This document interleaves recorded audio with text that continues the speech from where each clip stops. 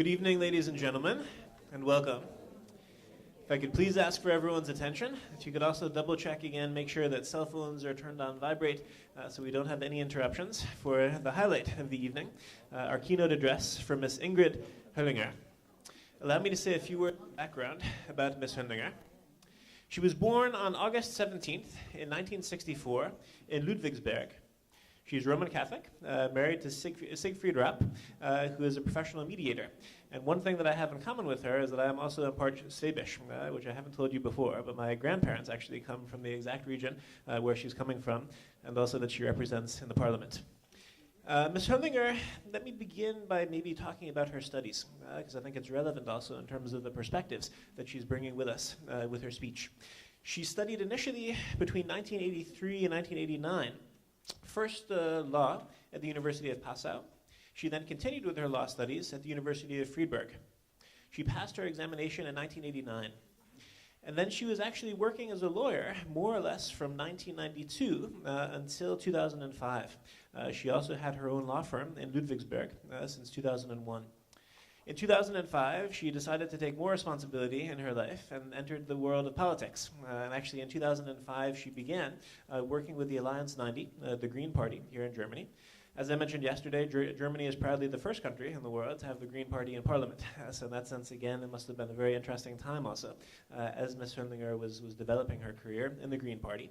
Since 2009, she's been serving as a member of the German Bundestag. And there is very active in particular with Latin America, and also the relations between Latin America and Europe. So that's also a potential area where you can pose questions and make comments later on today. The topic that she's chosen, I think, is a great topic also as we begin to look to the future. She's the last official keynote speaker of the conference, and in that sense, I was telling her has a special responsibility to inspire us also and get us thinking for the next steps, what will happen after this conference in terms of also what we can contribute also to society in our own ways once we get back home. The topic of her lecture is a vision for democracy. Ladies and gentlemen, I'd ask you to please join me in a very, very warm welcome for Miss Ingrid Hönlinger.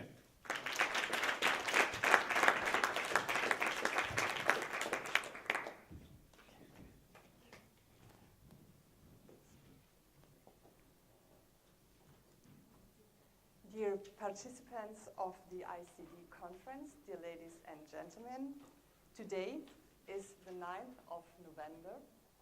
Today is a fateful day.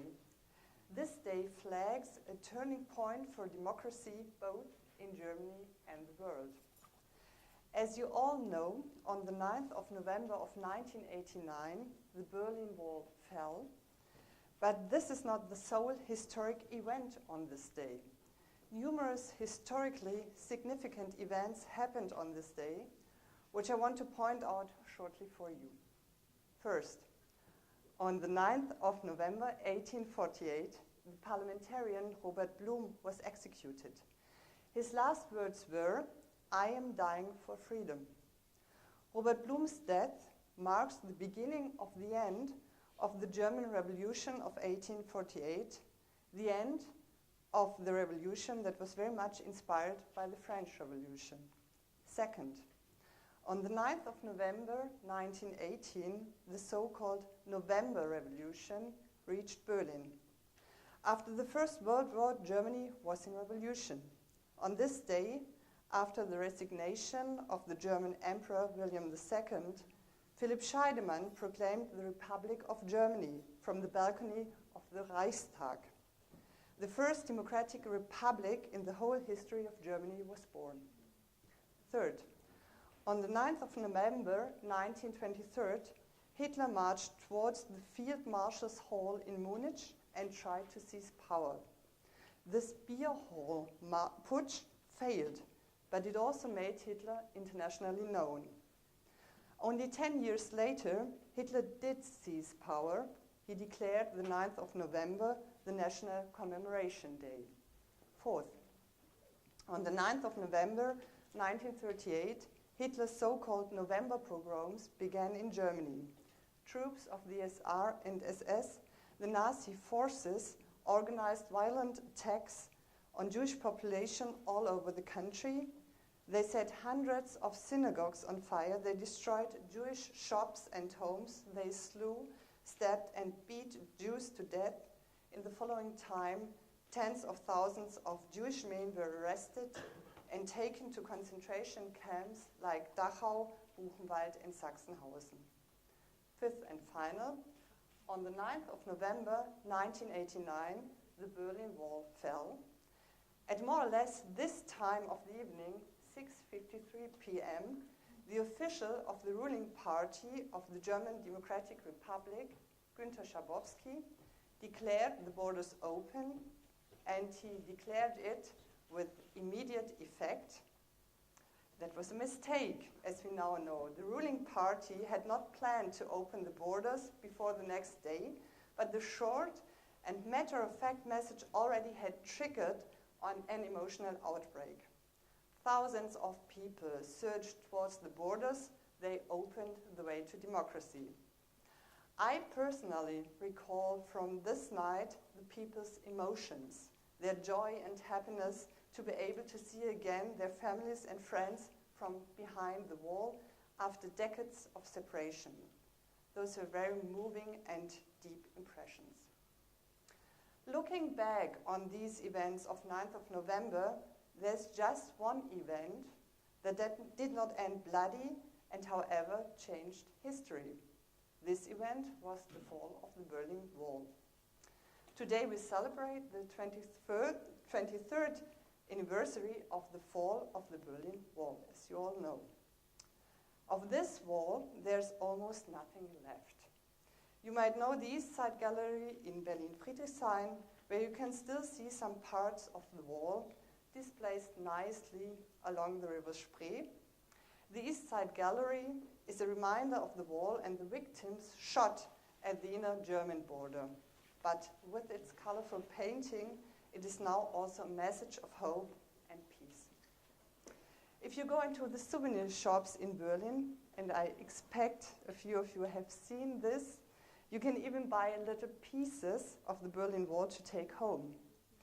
It might be that not all of these little pieces you can buy in the shops are real remains of the real Berlin Wall, but fake or not, the pieces of the wall represent a big part of the city's and world's history. The 9th of November is a day of joy and a day of reminder at the same time. We're happy on the 9th of November because people in Germany and beyond gained freedom on this day.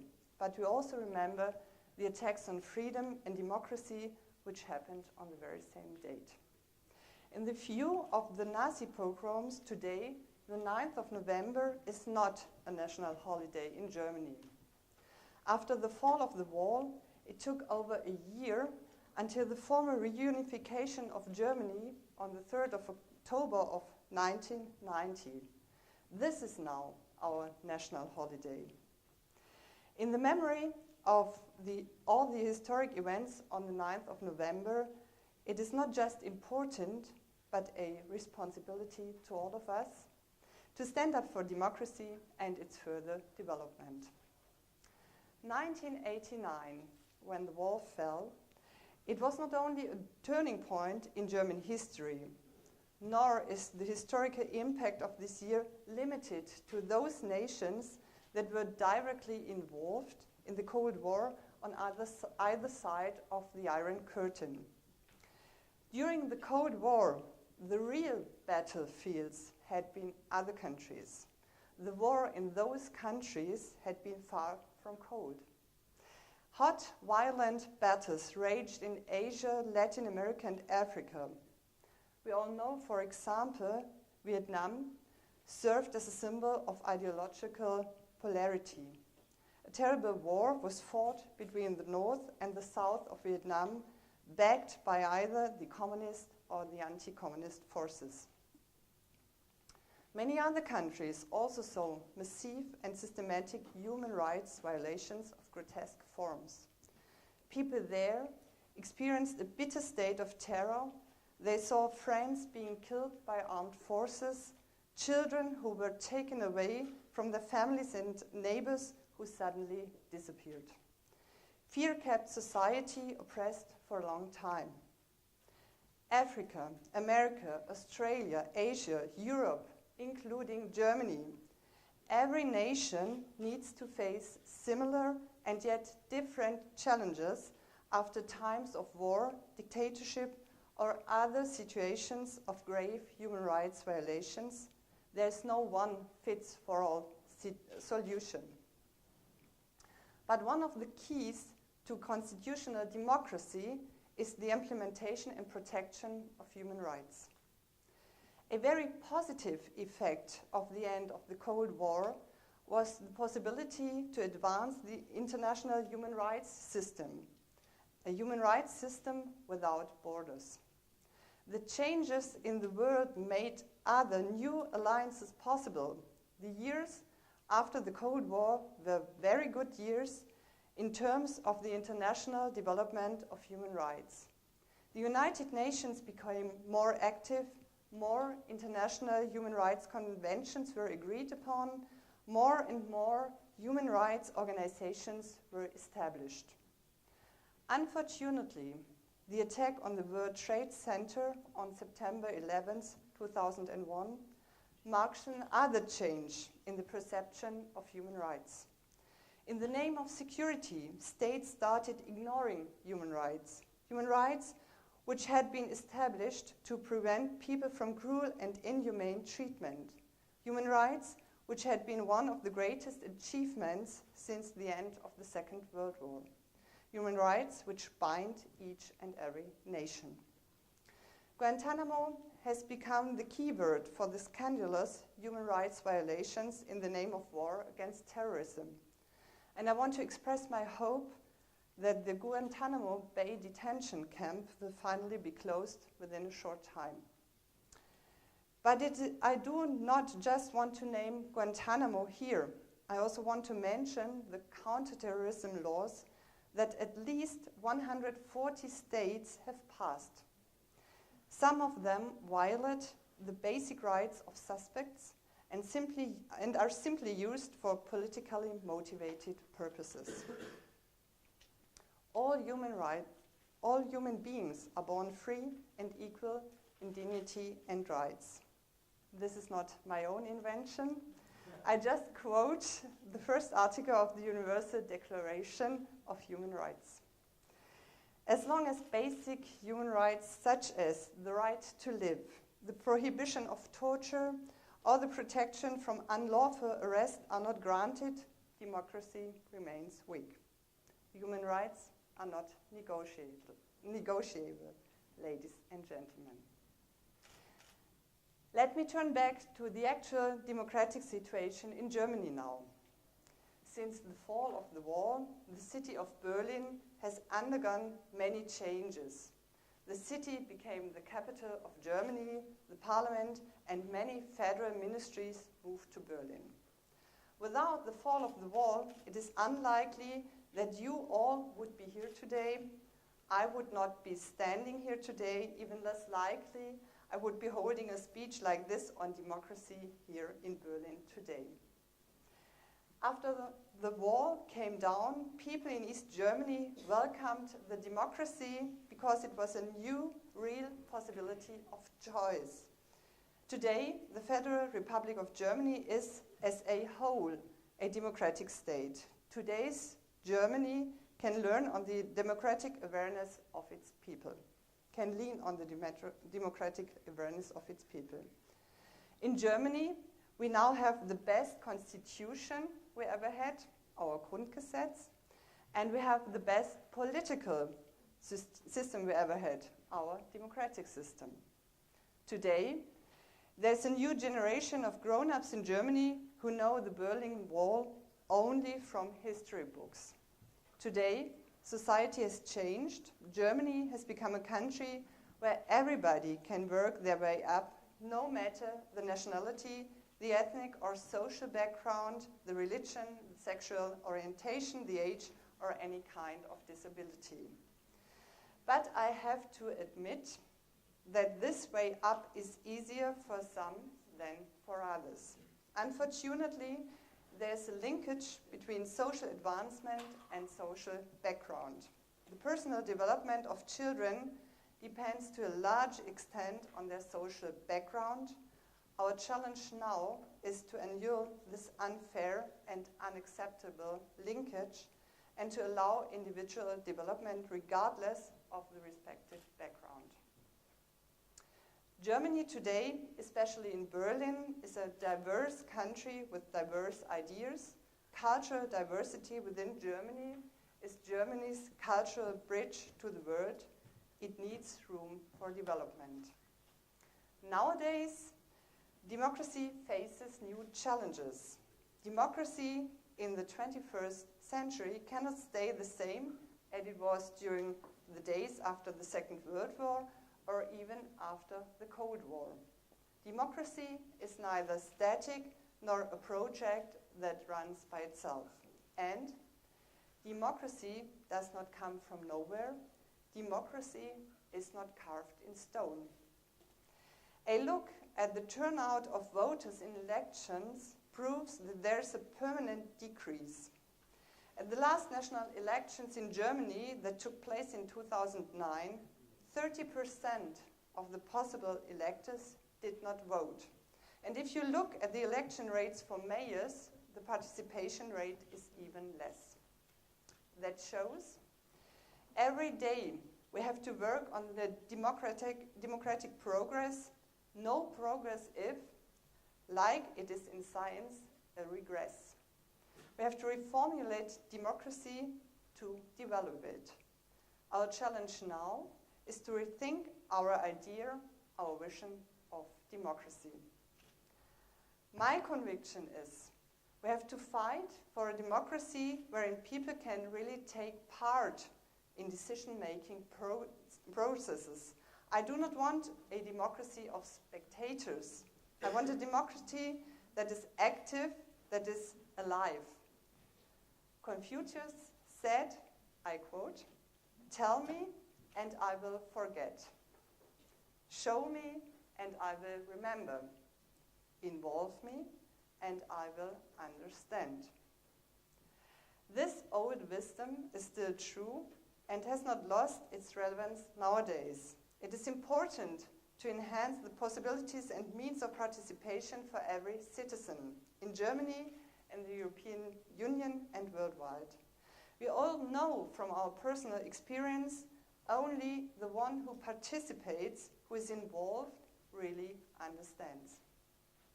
Studies show that improving possibilities of participation can counter disenchantment with policies. The call for more civic participation has gotten louder and louder in Germany during the last decades. Our citizens are well informed and knowledgeable. They play an active role in the communities. I am, as you told, from southern Germany, from Baden-Württemberg.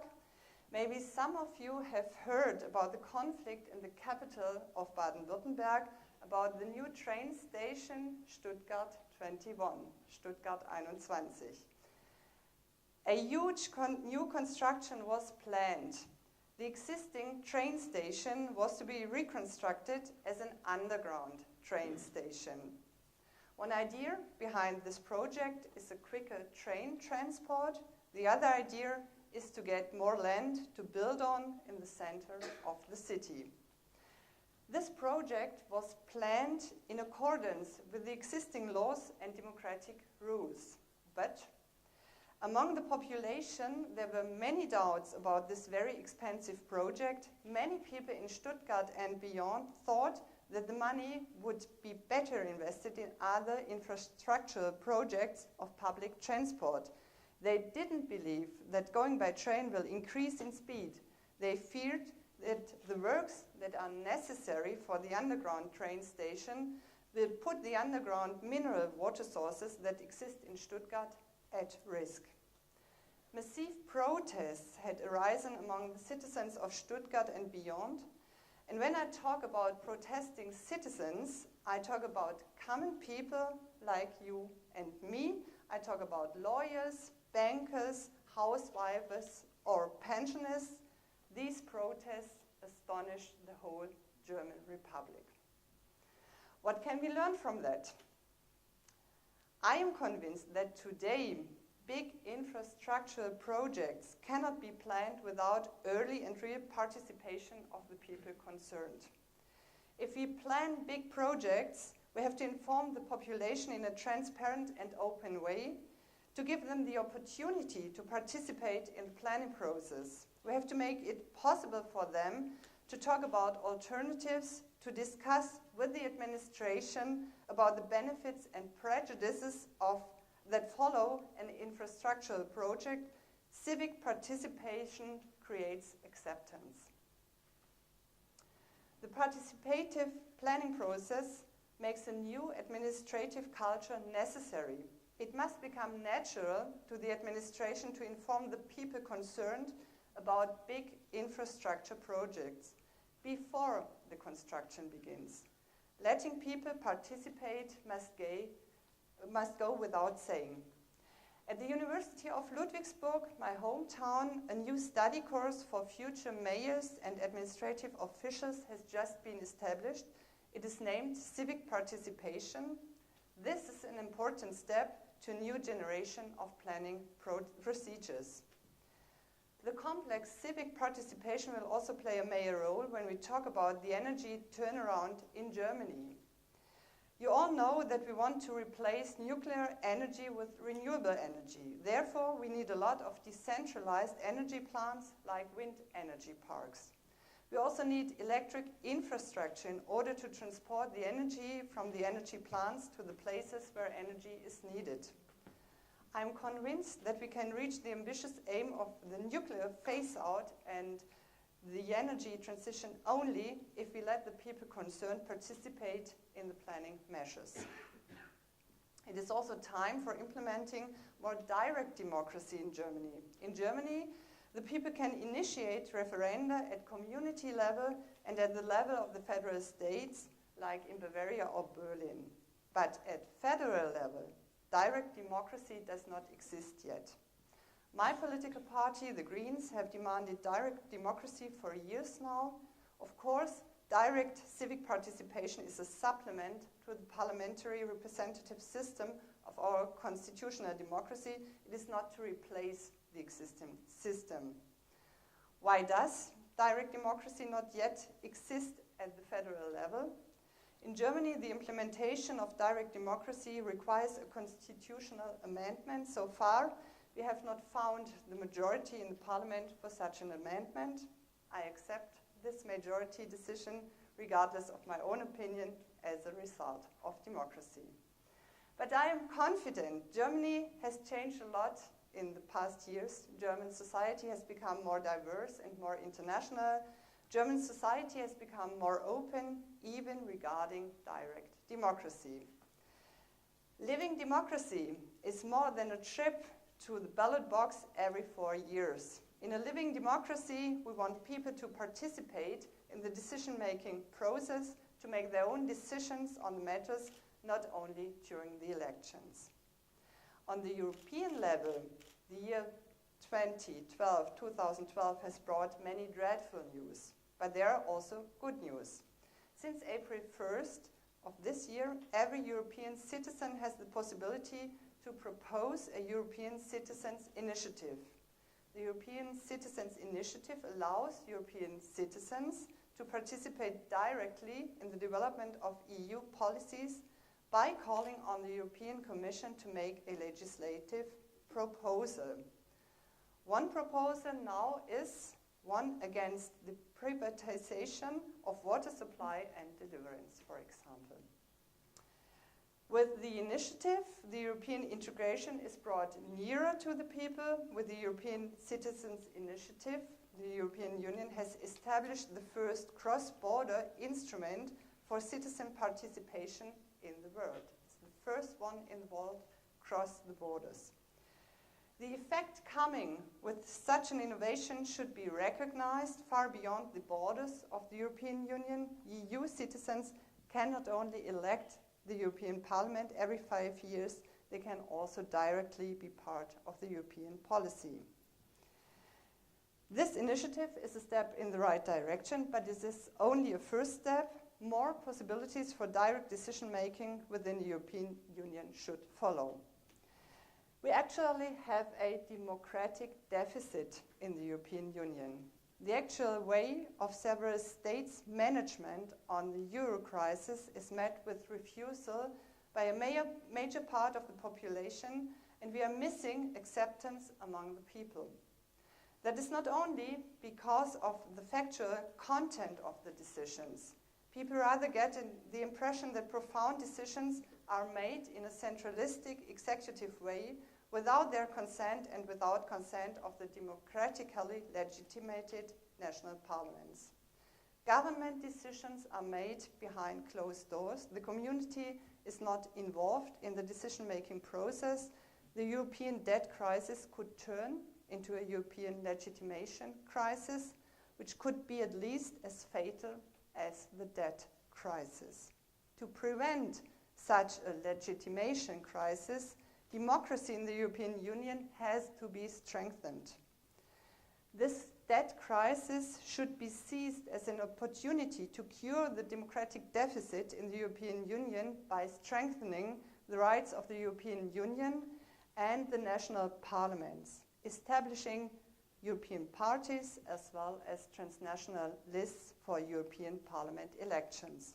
Europe should open the doors for more parliamentary and direct democracy in the European Union. The famous German poet Johann Wolfgang von Goethe said, "Democracy does not race, it reaches the finish slowly but surely." In memory of all the historic events on the 9th of November, it is not just important, but a responsibility to us to engage ourselves in democracy and its further development. Ladies and gentlemen, let us work together. Let us use our enthusiasm and our competences to reach the ambitious aim of a living, active, and participative democracy, a democracy based on peace, freedom, and human rights, here and everywhere in the world. It is up to us to shape it. Thank you very much for your attention.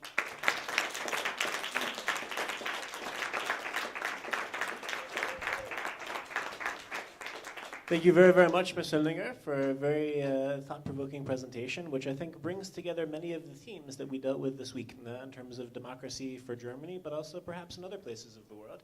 Since we have such an international audience, I'm hoping that you will also give your feedback and your questions to also Ms. Hönlinger about how this is maybe relevant or not in the context where you're coming from. So this is your chance to pose any questions that you have for Ms. Hönlinger. And then as always, if you could briefly stand when posing your question and introduce yourself. Who would like to pose the first question? Okay. Hi, my name is Emily Rothschild, and I'm an American doctoral candidate, and I live in Hamburg now. My question to you regards immigrants or people with a migration background and voting. I was wondering if you knew what their percentage of the electorate was in 2009, whether they're voting in high numbers, and whether there are particular outreach efforts to try to get them involved in the democratic process. Thank you. So, for having the right to vote here in Germany, you need the German nationality. So only the immigrants who change their nationality or have the double nationality can vote here in Germany. And the participation is very different. My aim as a politician is to make immigrants vote, because I think they are a very important part of the German society now, and it is decisive for them to vote for the candidates representing their problems. So it's a permanent democratic discussing theme.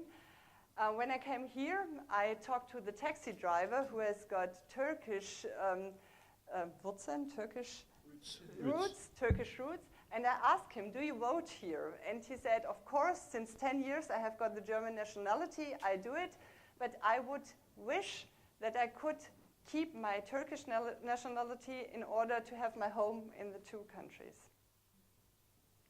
Okay, thank you. Who would like to pose the next question? Make the next comment? Okay, Darnell. Thank you for your presentation. You know, I think it's important to mention that after the fall of the wall, that over 100 black men have been murdered here in Germany. Not only that, almost 200 people have died, including men, women, children, Turkish, and other minorities who live here in Germany. In fact, some of these instances or incidents involved intelligence agencies looking at people being murdered. In the instance of the a woman who was killed, U.S. intelligence agencies were there, the Turkish intelligence agency. You're nodding your head. People might think if I would tell this story and you weren't in the room, people would think I was crazy. But it indeed is the fact, since you are agreeing with what I'm saying.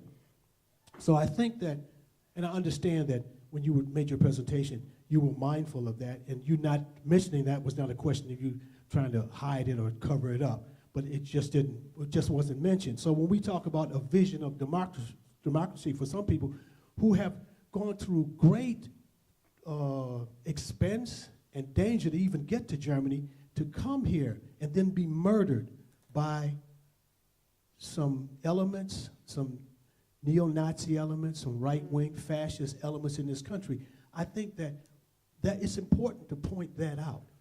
We cannot afford to let that go unmentioned or unnoticed. And and myself, quite frankly, just to tell you the truth, as a black man from Detroit living in Germany, I'm looking over my shoulder all the time. And that shouldn't be. Well, I'd have to say I'm looking over my shoulder in Detroit too. but that does not, excuse either of the situations. The other thing is, and I'll be brief, if we talk about a vision of democracy, Germany has 80,000 prisoners locked up. I mean, men and women locked up in the prisons of Germany. America has 25% of the world's prison population. 200,000 whites, 600,000 Latinos, and 1.5 million black men. And I think that needs to be addressed. We also have a gentleman here from Syria who is talking about the situation that's unfolding in Syria. So it's important to point these things out in the context of the discussion about democracy. Thank you very much.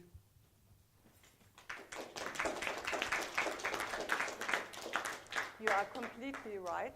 Before having been elected to the German parliament, I worked as a lawyer, as you already told, and I represented people in asylum cases. So I know very well in which situation they are and which fear many people had after the murders, after the 10 murders of this neo-Nazi group. Only yesterday we discussed in the parliament about the reasons how this could happen. So normally you think as a German citizen, well, we have got our intelligence service who protects the constitution, but there will real difficulties looking into the right direction. And what is the next challenge now is to think about a real reorganization of these services in order to prevent that something like this happens. So we are very conscious of this. It might take some time, but I think it really was a shock also for the whole German society.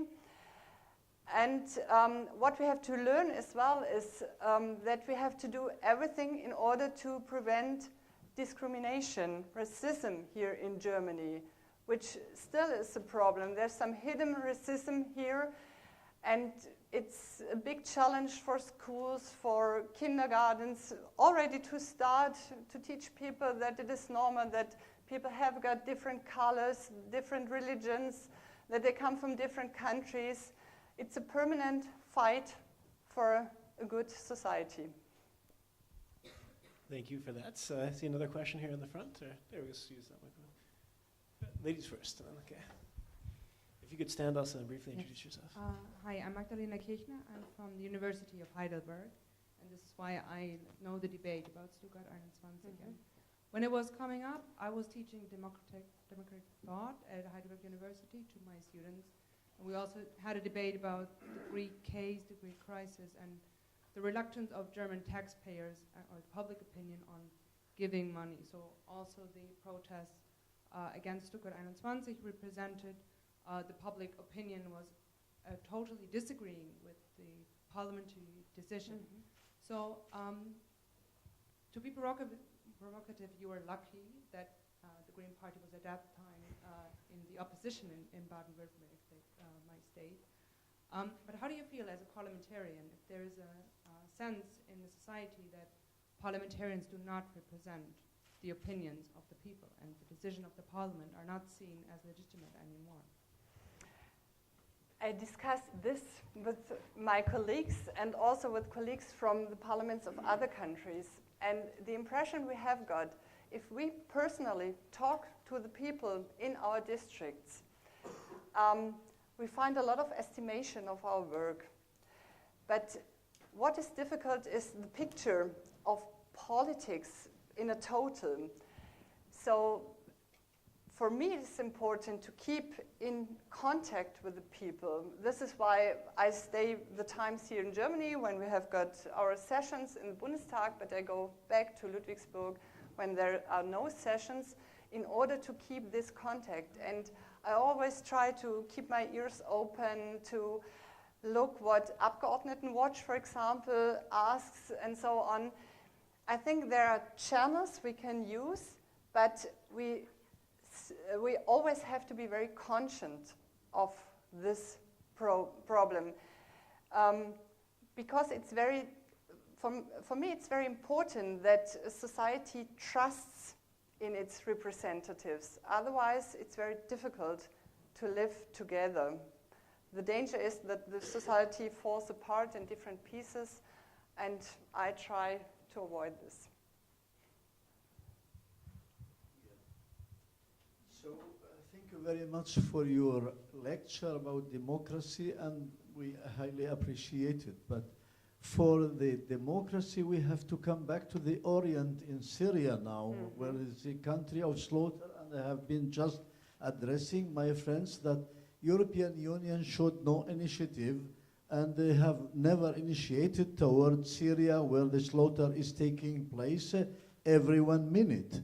So that's why we request European Union to comply to United Nations legislations and international law in order to save humankind in Syria.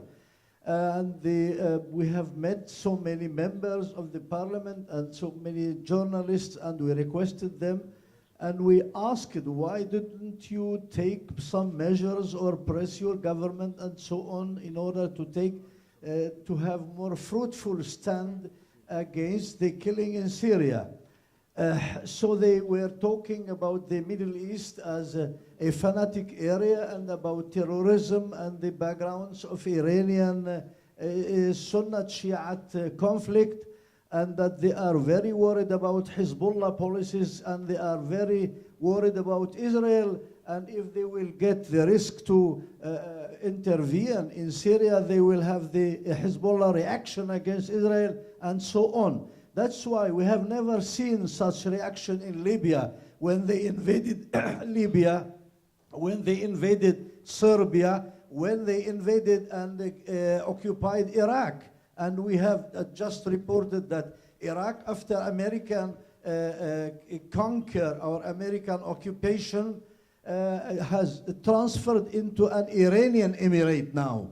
So we wonder about your policies, which never defend policies, but always defend oil, because they always said that we never go to the Gulf because we never want to make somebody or push somebody to block the oil embargo or channels or passage to Europe. So we wonder why Europe will never behave at the background of international laws and should save Syria and any other states as they did in Libya and Iraq and so on. That's why we have a very big question until now. Thank you.